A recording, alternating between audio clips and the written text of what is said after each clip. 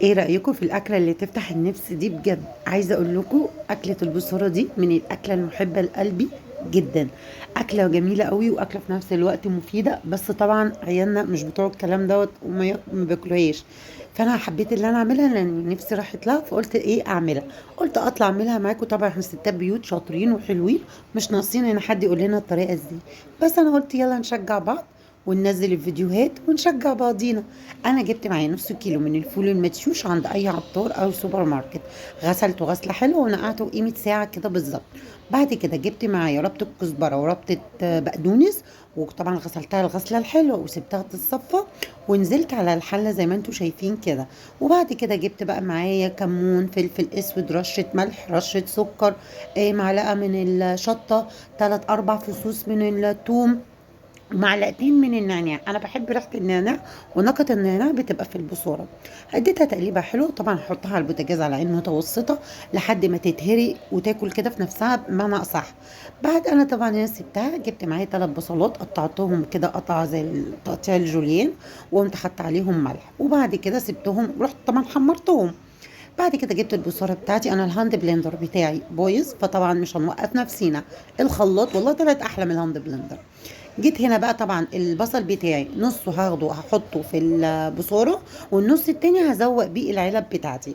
بعد كده حطيتها بقى على النار تختم شويه، بس خدي بالك ما تسيبهاش فتره طويله، لازم يعني هي 3 4 دقايق على النار تطفي، دقيقه بس تبرد وتستهدى كده. هنقوم حاطينها في العلب بتاعتنا. لو انت معايا من هنا الدعاء بتاعنا ايه؟ كرم رسول الله الله اكرم، فهل فقير بين الكرمين يحرم؟ واللهم صل وسلم وبارك على سيدنا محمد. طبعا انا بحب قوي احطها في العلب ديت. جبتها وحطيتها في العلب، وجبت البصل بتاعي المقرمش المكرمل الجميل قوي دوت. بعد ما بردت شويه طبعا، عشان لو هي كانت سخنه البصل هينزل لتحت. حطيت على الوش وزوقتها، وجبت بقى حبه سمسم كده متحمصين عندي، وزوقتها زي ما انتم شايفين. عايزه اقول لكم كانت تفتح النفس. وطبعا جبت بقى جنبها، عملت بقى بتنجان مقلي وفلفل، وعايزه اقول لكم مفيش حد اكل منها غيري يا جماعه. وان شاء الله بقيتها هنبعتها لبابا، يعني مش هنعمل ايه طيب، واقول لهم دوقوا، وابوهم دوقوا، مفيش. فالحمد لله على كل حال. عايزه اقول لكم البتنجان معاك كان رهيب، مع بصلايه بقى هتوديكي في مكان غير المكان اللي انت فيه طبعا كل مره. بصوا، في قلبك كده، في قلبك كده. جميله ممتعه سهله.